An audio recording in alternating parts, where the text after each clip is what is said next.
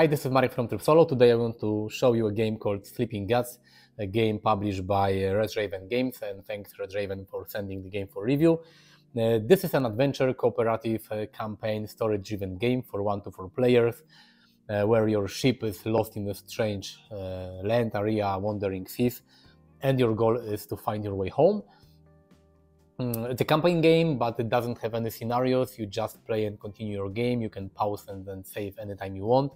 You will not see the whole area during one playthrough because this game is huge. The area you are traveling on is huge. So this game is fully replayable. There's also a sequel called Distant Skies. I haven't played it yet. I will play it. I have it here on my shelf. So expect a video about the sequel as well. But today I want to talk about the first one, the first game, Sleeping Gods. I will show you how the game plays, and then I will tell you my opinion on this game. This is how Sleeping Gods looks like when you play the game.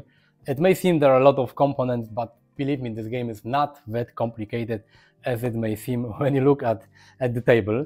The main area here contains your crew members, your ship, and the atlas with different maps.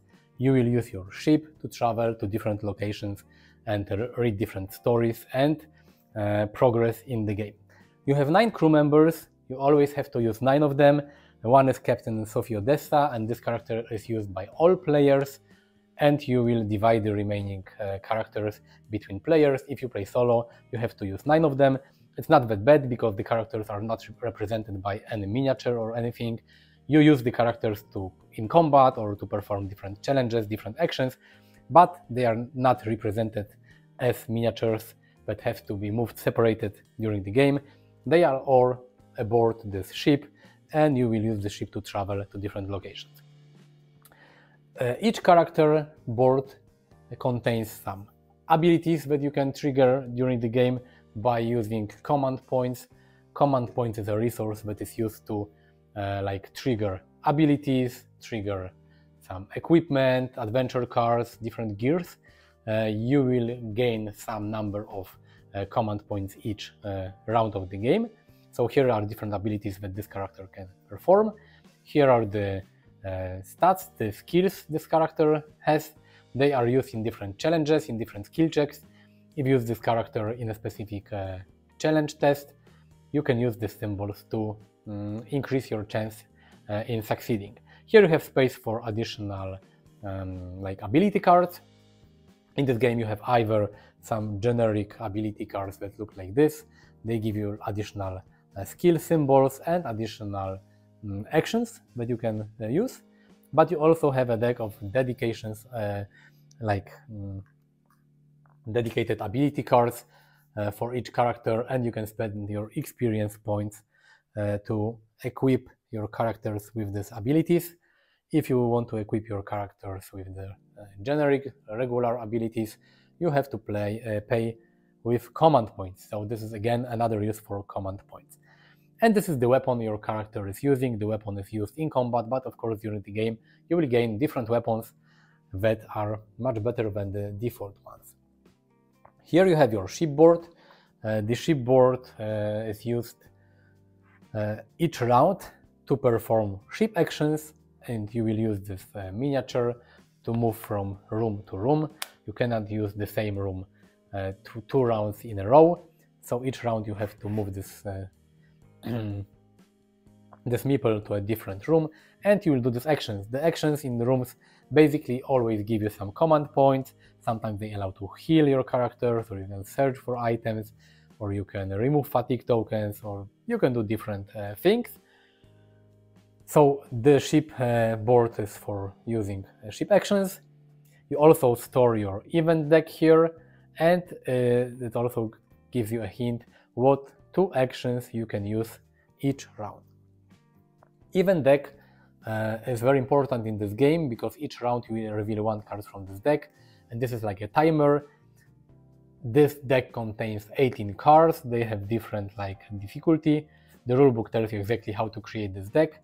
You will go through this event deck, or you will construct an event deck 3 times in the game. So you will have 3 event decks in the whole game.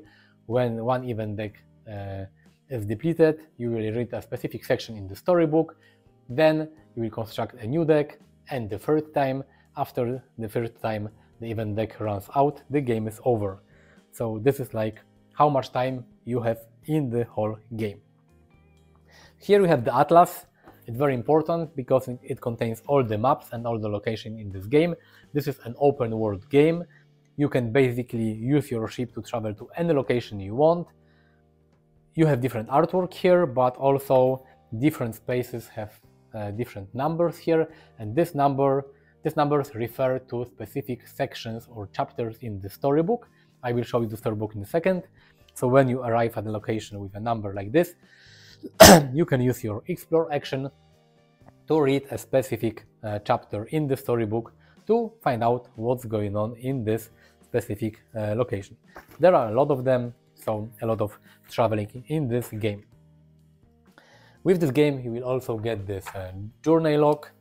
It allows you to basically save the game. When you play the game, you can pause the game and save the game anytime you want. You will write your ship location, health of different sections of your ship, how many ability cards and command points you have, each player has, your experience points and date and everything. And on the other side of this journey log, you have a map where you can write your notes, you can mark the location you have visited, you can do anything you want. But this basically shows you the whole area of this game. It's really a lot. This map shows you also the areas available in the expansion for this game, because there is an expansion with additional areas and they are already shown here, but there is still a lot of game in the base game and you really don't need the expansion to play this game. But of course, if you love this game, you can get the expansion. It's called Tides of Ruin, if I'm not mistaken. And the last thing, but I think most important, is the storybook. The storybook contains a lot of stories and chapters and all the campaign, all the stories here. This is like a campaign game, so each time you play the game you will continue from the point that you have finished the previous time until you finish the campaign. But as you have seen, there are a lot of locations, a lot of islands, a lot of places where you can go in the atlas, and it's not possible to visit everything, to see everything in one playthrough. So this campaign is fully replayable. Your goal is to find your way home, because your ship has appeared in the Wandering Sea area and you don't know what to do and you want to find your way home. So each time you play the campaign, you can go to completely different area of the Wandering Sea and explore new locations. There are so many of them, so it's not possible to see everything in one playthrough. I think that it's not even possible to see half of the locations in one playthrough. What we have here: enemy deck, market deck, and fate deck. I will show everything in a second. You also will get some quest cards in the game. They give you some hint where you should go to find new quests and things to do. But each quest card also has got a keyword at the bottom, and these keywords are used to track your progress and to track the decisions you have taken in the game. Because depending on your choices in the storybook, the game will tell you to get a specific quest card, and sometimes later in the game will ask you, for example, do you have a shrine keyword or do you have a falcon keyword? If you have, you will go to one section of the storybook. If you don't have this keyword, you will go to another. So your choices matter, and during the game you will get more and more of these cards, and this will track your progress. You also have these ability cards in your hand that you can attach to different characters. If you spend command points, they give you additional skills and abilities. And you also have your adventure cards, like your gear, your recipes, some characters that travel with you on your journey. So all the cards that you get during the game, either from adventure deck or from market deck, you will also store them somewhere on the table. For the purpose of this video, I'm keeping them here, but the best way will be to lay them flat on the table so you see what abilities you have in this game. So how the game plays. First thing to do is to perform the ship action. As I said, you will move the meeple from one room to another. Each round you go to one room and you perform the action. Here, for example, you will gain 3 command points, and as I said, the command points are important to perform different challenges and perform different skill checks, to activate equipment cards, to give abilities to your characters. Sometimes you will get new cards, or you can search for something, or you can heal your characters. And the ship board, of course, is also used, at least by me, to store my resources, my money, my resources, my command points, so I know how much of them I have. After you perform your ship action, you have to take the top cards from the event deck, and you have to read the event. And the events are sometimes positive, sometimes negative. This one, for example, Choppy Seas, is negative. When you travel this turn, -2 to fate. So basically, traveling will be more difficult this turn. Or another card, crew argument, calm the crew members, cunning 5. You have to perform a challenge, a test to calm your crew. But sometimes the outcome of the event card is positive. And after you do the event card, you can perform 2 actions, and you have a few choices. You can travel. If you want to travel, you will basically take the card from this fate deck. This fate deck is used in 2 ways. One is like ability cards. These cards are the different ability cards that you can attach to your characters by paying the specific number of command points. But the other purpose for this deck is in different tests, in combat, in challenges, because you have to draw the top deck from this card. And this number is like the base number that you will compare in order to see if you succeeded in combat or in a challenge test. You will add your personal abilities to this number, but this is like, this works similar to a dice roll. The difference is that when you roll the dice, you have always like the same changes for each number, and because this is like a deck of cards, you can sometimes modify it, or you can take some cards from this deck. So you have influence over this deck that you will not have over a dice roll.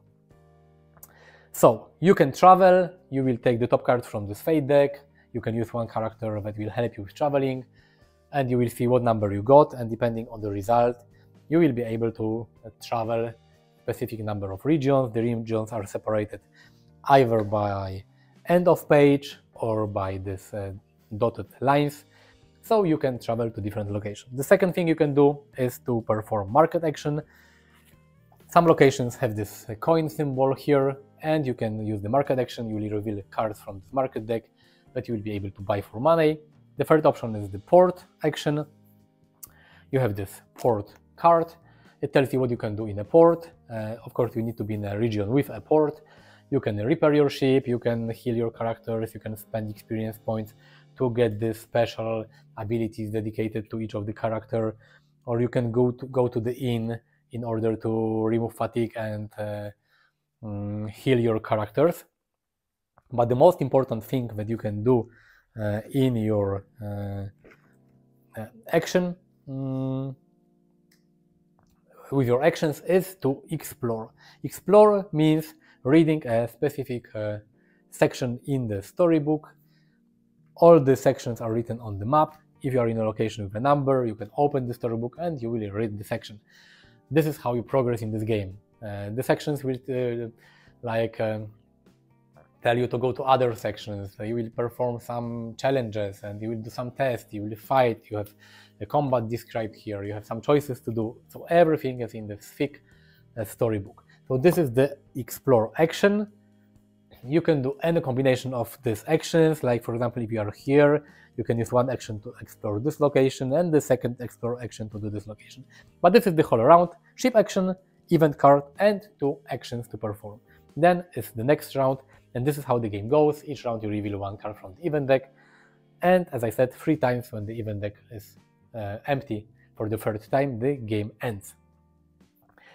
Different tests and different skill checks, as I told you.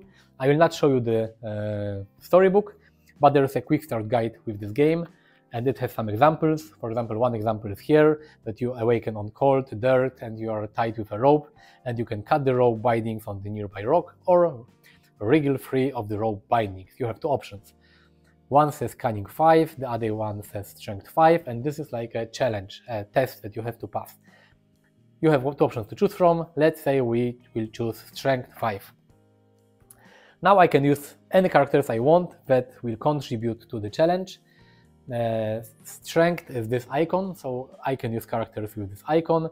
If I choose a character to help me with, I will use this fatigue token. A character can have up to 2 fatigue tokens. When a character has 1 fatigue token and you use this character in another challenge, you will flip it like this, and it means this character cannot perform in any challenge in the future unless you remove this token in a port or by doing an action on the board. Let's say I use this character, I will use this character, this one has strength, this one has strength, so our base strength is 2. I will draw the top card from this deck. Okay, it was 6, I showed you before. Let's say I will have this card, it's 4, this card gets discarded, 4 plus 1 plus 1 is 6. I needed 5 in this test, so I managed to pass this test. After I passed the test, it says fail, -3 health. So this is what happens when you fail. If you succeeded, you will turn to A1. It is another chapter in this case, this start guide, but normally in the storybook. So this is a challenge. You will do challenges in different situations by reading event cards, by reading story books, and so on and so on. The other important thing in this game is combat, and combat means that you have to take particular specific enemies from this enemy deck. Of course, the storybook will tell you what enemies you have to take, and they look like this. We have some Mythian, Brute, and Guard, like these enemies, for example, that we will fight. Each enemy has got different spaces on the card, and you will have to cover these spaces with damage tokens. When you will fight, and if you manage to hit the enemy, you will place a different number of damage tokens. If you cover all the hearts, this enemy is defeated. There are not only hearts on the card, some icons like this means this is additional damage this opponent will deal to you. So let's say we have these 2 enemies and we will fight. A combat round contains of your 4 actions, and then is the attack from your enemy. You have 4 cubes. You can use these cubes to attack with your characters. If I want to attack with my character, let's say I will attack with this character, I will place this cube. In one combat round, I cannot use one character more than twice. So even though I have 4 these tokens, I cannot place all 4 of them on this character and use this character. I can only use this character maximum 2 times. I place a cube like this, and now I look at my weapon, and I look at the enemy that I want to attack. This enemy has got 6 defense. It deals 3 damage plus 1 damage per each of these icons. So right now it will deal 5 damage. I will do 2 damage, and I can discard a card with this symbol if I have one attached to this character to increase my damage. But my basic damage is 2. My basic attack is 4. So it's 4. Now I can take the top card from the fate deck. Is 3. 3 plus 4 is 7. It's more than the defense of this enemy. So I have successfully hit this enemy. My damage is 2, so I can place 2 damage tokens on the icons. They need to be placed adjacent to each other. So I covered these 2 symbols. Now this character will hit back. It deals 3 damage plus 1 damage per 1 symbol that is visible. This one is already covered. So it will deal 4 damage. I have 0 defense. I don't have any additional cards that can help me with my defense. So my character will get 4 damage. It's a lot. I place 4 damage tokens on this character. My total life is 5, so I'm almost dead or unconscious. When a character the life goes to 0, this character cannot fight anymore. You have to heal this character in a port or with a ship action or with some other action. But with 0 health, this character cannot do anything. And this enemy has hit me back. Now I can use my 3 additional tokens to attack with other characters or the same character. If you manage to defeat an enemy in your attack, it will not fight back, of course. After you use all the 4 tokens on attacking with your characters, all the remaining enemies that are still alive will try to attack your crew. So enemies attack when they counter-attack after your attack, and they attack at the end of each round. If you defeat all of them, you will win and you will read a specific section in the storybook. If all your characters have 0 health, you have lost and you are defeated. I mean, lost and defeated in the whole game. And this is basically how the game plays. You will travel to different locations, you will have different encounters, you will read the storybook, you will have different choices, different locations, you will have different quests, you will visit ports, you will repair your ship, you will heal your crew, you will find new equipment and new weapons, and travel and travel and travel, and you will try to solve the mystery of this game. This is how you play Sleeping Gods. Sleeping Gods is a great adventure, cooperative, story-driven game. I have played this game a few years ago. I don't remember a lot, so I'm very happy that I had the chance to replay this game and play it again, and because I plan to play Distant Skies, the sequel is already on my shelf. I will have option to compare both these games. So going back to Sleeping Gods was a great experience. I love this game. It's a fantastic story-driven cooperative game, as I already said. I really love it. It's an open world game. The game doesn't tell you where to go. It doesn't have any scenarios. It doesn't tell you that in scenario 1 you have to go here, talk to this person, do this and do that. You can go wherever you want. You are limited by the amount of time you have in this game because you have this event deck. 3 times when you go through this event deck, the game is over. So you have a timer, but you can go left, right, north, south, wherever you go. You can talk to anyone. You have some starting quests, but you can just leave them alone and do other things. I didn't play any other open world board game like this one. There was Lands of Garzer, also cool adventure game, but it's simpler in terms of gameplay, and the area where you go is also smaller. There's Explore It. You can say open world fantasy RPG game, but it's more focused on fantasy elements and or fighting with monsters and bosses. But this is a truly fantastic adventure game with an open world. You can go wherever you want. The artwork is amazing, the colors are amazing. When I see the cover of this game, I'm thinking of some islands and sea and summer and sun. So it's a great game for winter time. The artwork is amazing. The artwork in this game was created by the designer of this game, so this is also very unique. I really like that the campaign is replayable, and you should replay this campaign probably because on your first playthrough you will only discover a small amount of this world. You have so many different areas you can go to, so many different maps that you can play this game a few times, the whole campaign, and still discover something new. What I don't like about this game is that when you play solo you have 9 characters that you have to deal with, even though they have no separate miniatures and you don't use every character as a separate person because they are all together in the ship. You still have 9 characters with 9 boards, and they have their stats, ability cards, statuses, health points, everything. You have to track everything, and the further you are in the game, the more cards and statuses and everything you have to track. So it may be sometimes annoying and confusing. The game is a huge table hog. It takes a lot of space on your table, especially at later stage of the game where you have a lot of quests and adventure cards and gear and items. 9 characters, and the atlas, the storybook, the player board. It's a lot. You need a huge table to play this game. And the last thing that I don't like is that the Tides of Ruin expansion is a separate thing, because it really feels like it's a part of the board of the base game that was taken away to be sold as an expansion. It feels not like an additional thing, but like a part of this game. And when you buy the retail edition of Sleeping Gods, you have to buy the Tides of Ruin expansion to experience the full game, even though there is a lot of content here in the base game. When you open the rulebook from this game, you already see that tells you that some areas are not available if you don't have the expansion, and the log sheet, the travel sheet that you get in this game, has the areas outlined of the Tides of Ruin expansion. So the game forces you to buy this expansion in a way. It's something I don't like. The other expansion for this game, Dungeons, was really cool.